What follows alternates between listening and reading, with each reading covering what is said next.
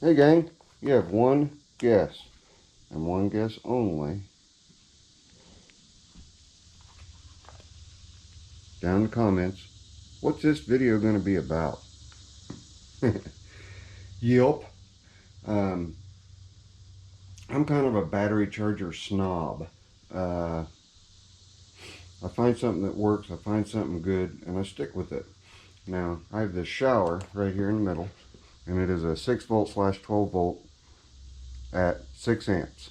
It is essentially a trickle charger, but it does not shut itself off.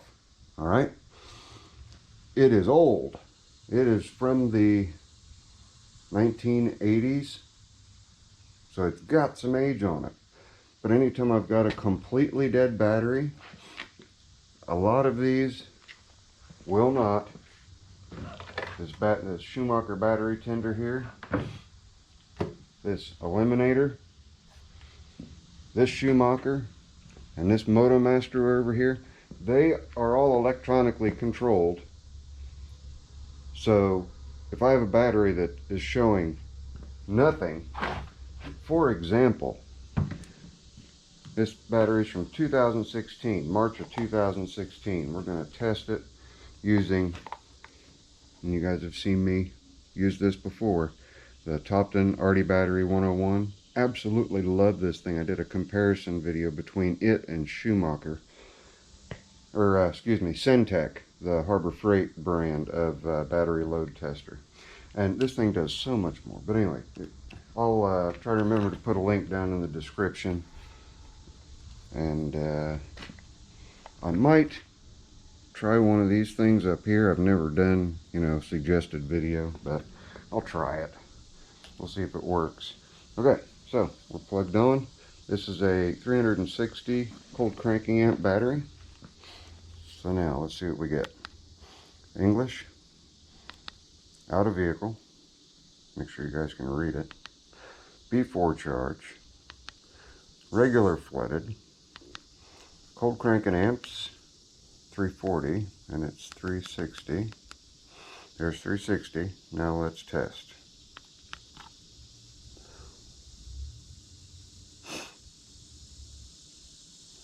State of health. Wow. State of health, 0%. State of charge, 0%. Cold cranking amps, 0. It's registering and it's holding at 11.4 volts. Obviously, it says to replace it. We're going to put a battery tester, or battery charger, to the test. But it's none of these sitting on the table. Topdon has really stepped up their game in the automotive electronics world. Like the Arty Battery 101 will also check your cranking amps. It'll check your charging system. It'll do a whole bunch of stuff. That tiny little thing, and it's updatable. Will just do all kinds of different things. Well, I think they outdid themselves on this battery charger that I got. It also is a Topdon. See right here, Topdon, and it is the Tornado 4000 6 and 12 volt battery charger and maintainer. See here, it says 4 amp. We can go ahead and look at the back. It will do lead acid batteries, wet, gel, MF, EFB, and AGM, as well as, yes, you see that right there on the end, lithium. It will do lithium batteries. It also will do a battery recovery and a desulfide in this little box. So let me get set up and we'll take a look and see what's inside that box. Hang on. Alright, let's get into the box. Let's see what we have. What's in the box? What's in the box? What's in the box? Alright, little pull tab. See what that... Whoa. How's that for an unboxing experience? For a battery charger.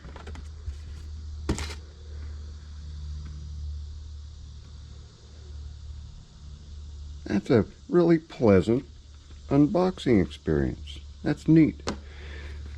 Not that it really matters, but if they go to that effort, right? Okay. We have a owner's manual. Let's see how many pages we have in English.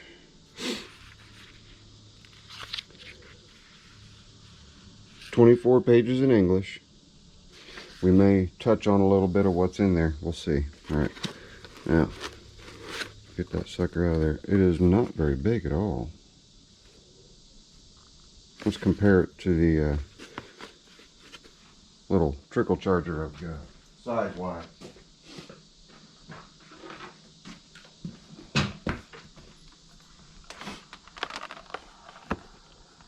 Okay.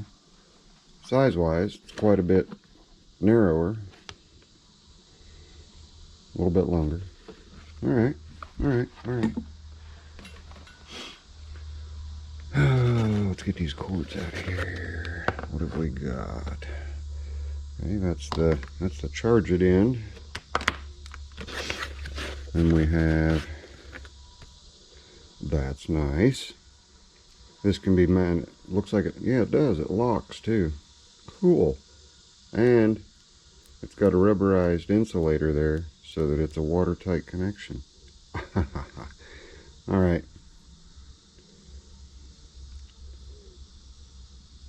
Very nice terminal ends. They're not just crimped on. All right, so far so good. I like that. And inline fuse. See what, come on, open. I said open, open, open. There we go. What do we got? We got a 10 amp fuse in there. All right. And, oh, I long for nice cables. I always long for nice cable clamps. Because you get these cheap ones that are all plastic with just one piece of metal coming up here, and then even the pivot point's plastic, and they break on you and you have to replace them. And yeah, don't have to do that on this one. This one also locks and also has the seal on it. Wow, those are just really nice. Those are not going to break on you. Who says you can't still get well-made quality items in this day and age? Okay, that's the end of the box. Let's get a look here. Let's see what we got on the face. All right, we have a caution sign. We have a power button. It gives you battery progress. All right, mode. Oh, this is even rubberized. That's nice. Okay, normal 12 volt, cold AGM. Normal 12 volt small, AGM small, which would be something like that. Okay. 6 volt, 12 volt lithium, and repair. We're going to put the repair to the test on that battery that registered absolutely nothing. And what was it? 11.4 volts. So there should be enough voltage in it for this to recognize it, pick it up, and attempt to repair it, which is what we're going to do. We're going to go to the repair. So no better time than the present to get that thing plugged in, let it get started, and we can be looking through the manual. I have already read it. And you have to double press to go to each, and then single press to start the charging process. Sorry about that. Told you guys before, that phone helps give you guys content. So, easy enough. The main harness is capped. Uncap it. And you can't plug it in wrong. It's square and D and round. And plug it in. Nice satisfying click. Alright. Now, it also says connect to your battery before plugging the unit in. So, I'm going to connect it to the battery, and you guys will see, well, you can't really see. Let me move it forward a little bit. There. This is this is a power supply rather than a charger, and it is Something else that I also use to help recover batteries just to a certain degree. It puts out 13.8 volts, so it's not going over the 14.4 max. And this puts enough charge in a battery so that I can plug in a digital, or I use that other, what is it, shower, or I'll use that old shower analog. I didn't talk about that the big battery charger there, but that's actually a 100 amp jump start box. You remember those big cans, those big roll around chargers? Well, they sure have come down in size. All right, we've got it plugged into the battery, so now we'll plug the unit in after we get the cable tie off. Even quality cable ties. I keep these types of cable ties because you can reuse them again and again and again and again and again and again and again and again and again, and probably again. Okay. We have, there we go. All right, 12 volt normal. Is that what we want? No, we want repair. So double press, goes to AGM, double press, double press. I like that it does 6 volt because my King Midget's 6 volt. Repair, and then start. And I just heard it click. And it is flashing 25%. The way that the lights work is it will flash 25% until it reaches 25% charge. Then that will stay steady, and then the 50% will start flashing. Once it reaches 50% charge, that will burn steady white, and then the 75, so on and so forth, until you get a steady light at the end at 100%. So we are going to let this thing sit and cook and do its thing, and we will come back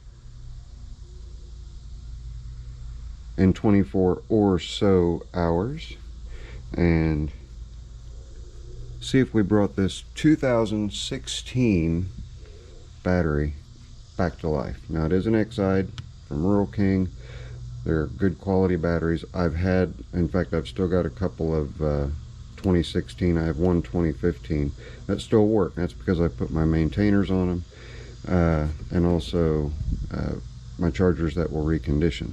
So bear that in mind.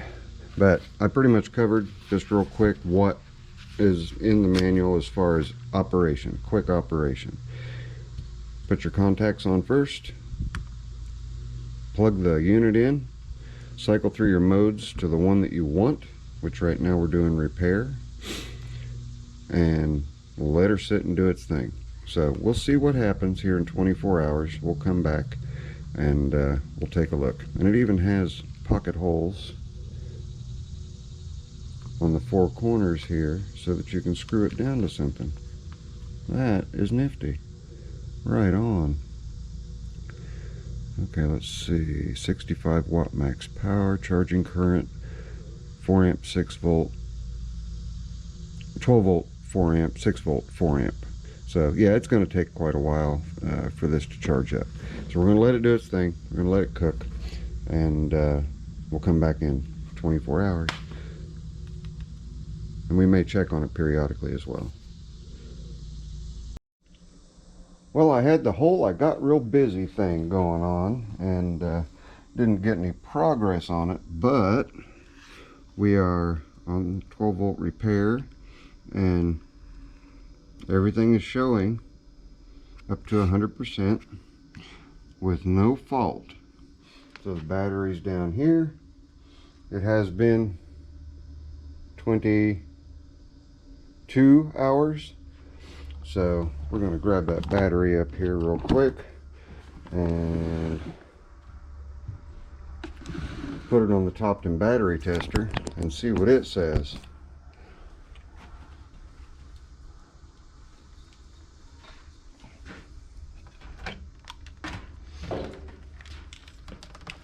Now remember, this is the battery that was 0% state of health, 0% charged, And the battery is 5 years old. And 0 cranking amps. So we're going to see if that Topdon Tornado 4000 did any good. I want to cover up Jimmy down there. Positive. Let me get this up here so you guys can see it. Negative. There we go. English, yes please. Out of vehicle. After charge. Regular flooded. Cold cranking amps is 360. Now let's test it. I don't know if you guys can see that or not. Can you see it? We recovered it. Now remember, this was at 0, flat out 0 on everything. No cranking amps, no state of health, no state of charge. Everything was zeros. We are now at 38%, so it recovered 38% of the battery, and the state of charge is 98%, and it's now actually got 235 cold cranking amps. I think for a battery that was just absolutely dead, that was still showing more than 10 volts, that's saying something. Yes, it still says replace, and I fully expected that. I just wanted to see if we could get anything at all out of it. And it's holding steady at 13.4 volts, 235 cold cranking amps. So what do you say we stick this in something real quick and see if it cranks something over? See how long it will crank before it dies down. And it may just do just fine. But let's see. Hang on. We're going to take this out to a 0 turn that's sitting out there for an engine replacement. And you guys will hear why that engine's getting replaced. Alright, let's get the ugly battery, or get the good battery out of there and put the ugly one in.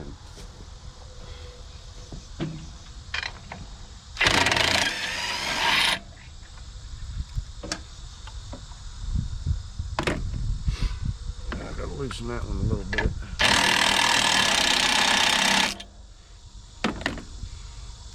Oh yeah, noise alert.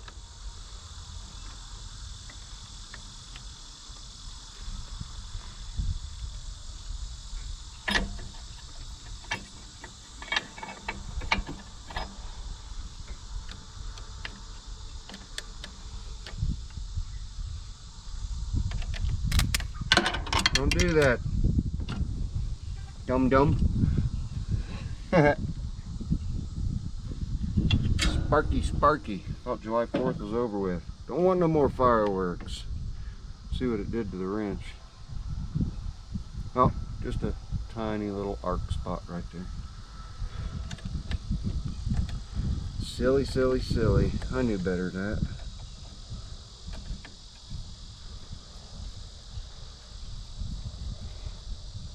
Oh, here are the cicadas going. We haven't had the cicadas real bad here at all. I've heard other parts of the country's got them thick as thieves, but not so much here. I'm alright with that. Yeah, they're collecting them and deep frying them and chocolate covering them, and people are having a field day with them. That's all well and good. Out with the good, in with the bad, or yeah, well, bad-ish.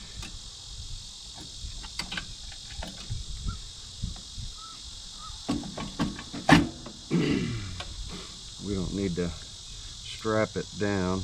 I'll tell you guys a little story also while we're, now you know better than that too. You want to do the negative first. No you don't, you want to do the positive first.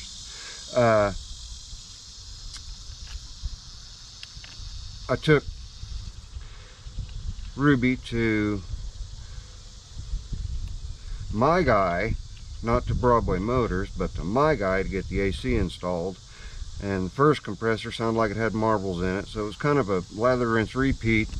affair that I had with Sylvester's compressor when I bought it. So we're playing tic-tac-toe, hoping to get a winner as far as a good compressor goes. You just can't buy anything good anymore. And this was a brand new one too. Sounded like it had marbles rattling around in it, and it wouldn't come up to pressure. So I went and got another one. I'll finish that story here in just a second. All right, we're connected.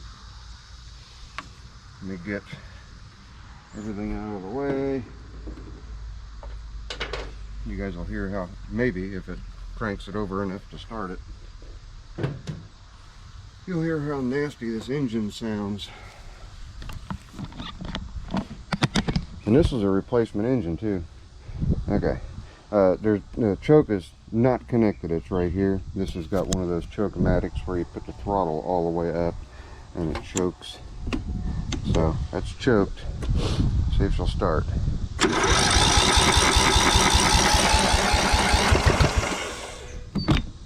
That's cranking pretty good.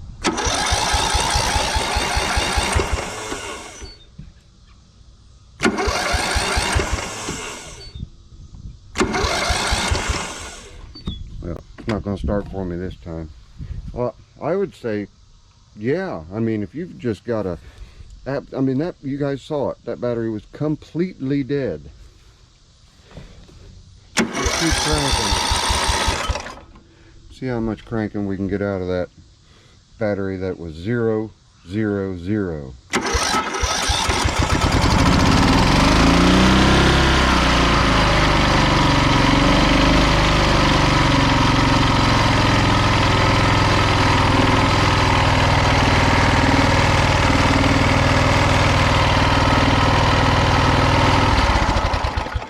Can you hear how rattle? I didn't expect it to start.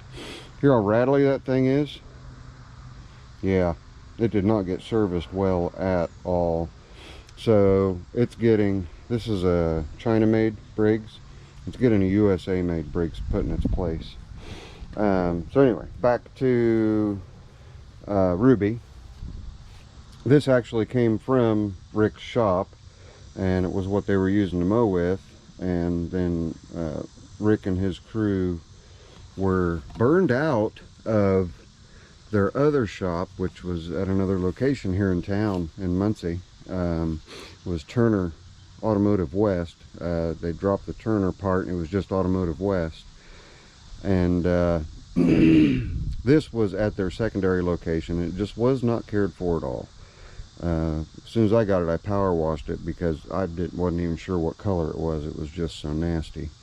And it had been sitting for a couple of years. I did manage to get it started, got the valves adjusted. They were way out. And once I got it started and heard that connecting rod slapping back and forth, I knew its days were numbered. There's different sounds. Piston slap sounds more tinny, and a connecting rod to crank sounds more thuddy. And so anyway, that's what's going on with that engine. But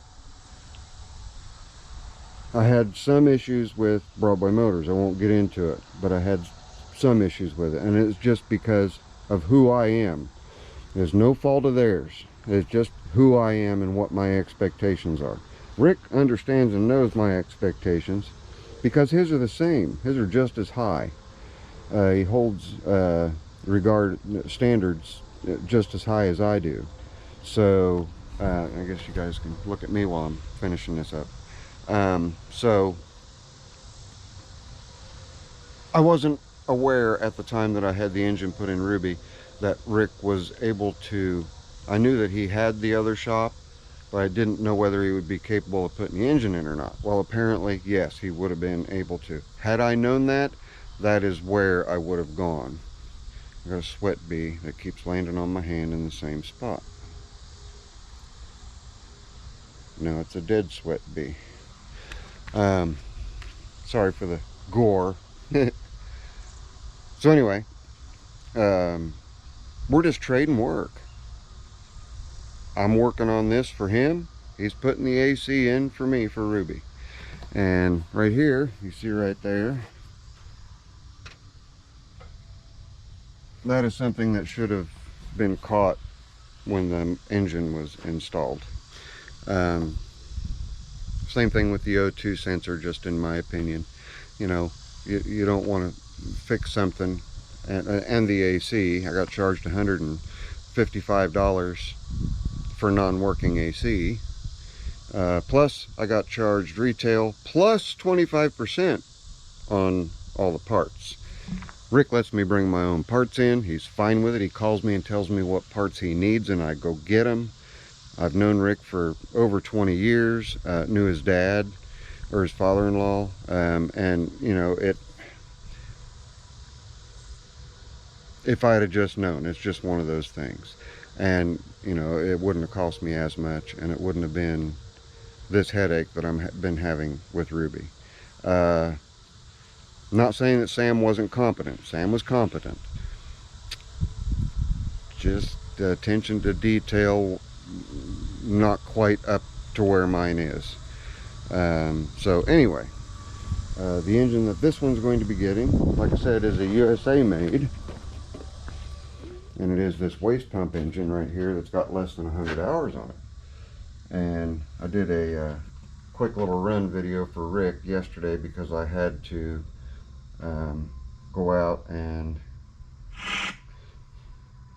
grab the bad compressor and go exchange it. But here's that engine sitting on the engine test stand, just chugging away.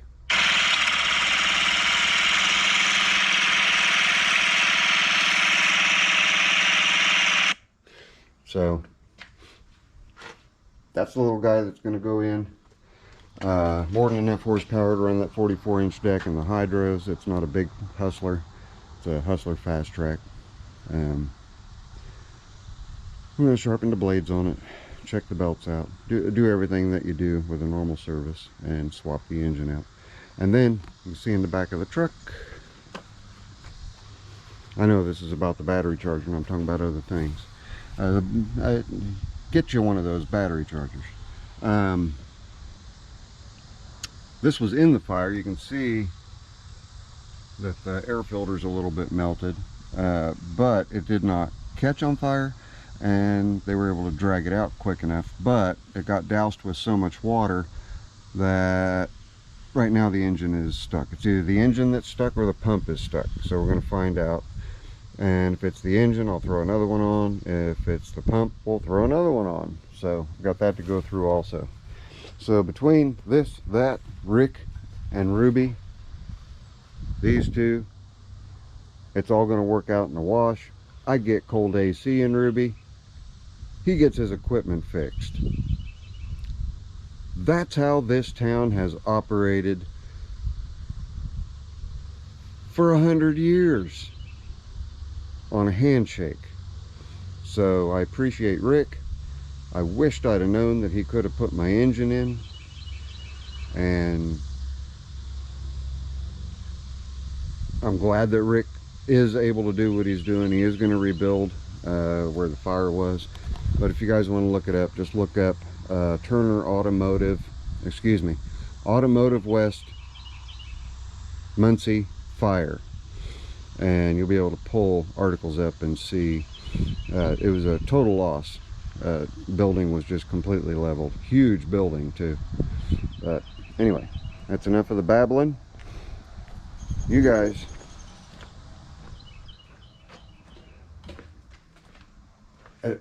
I'm sold. I really did not expect any kind of results at all out of that 0% cranking amp battery. That's 5 years old. This thing brought it back to life. Did it bring it all the way back? No. But from 0% to 38% with 265 cranking amps out of 360 cranking amps, that's pretty amazing to me. So Topdon Tornado 4000. I'm not affiliated. I'll stick a link in the description and down in the comments if you guys want to go check it out and get one for yourself. That's my new favorite go-to for desulfiding and repairing batteries. Just Absolutely. And it's also a maintainer. So, yeah, boy, I'm all about that. Okay, that's it. From the neighborhood Zippo. I promise you guys, I will see you when I see you. Later. The Tornado 4000, and I will catch you on the next one.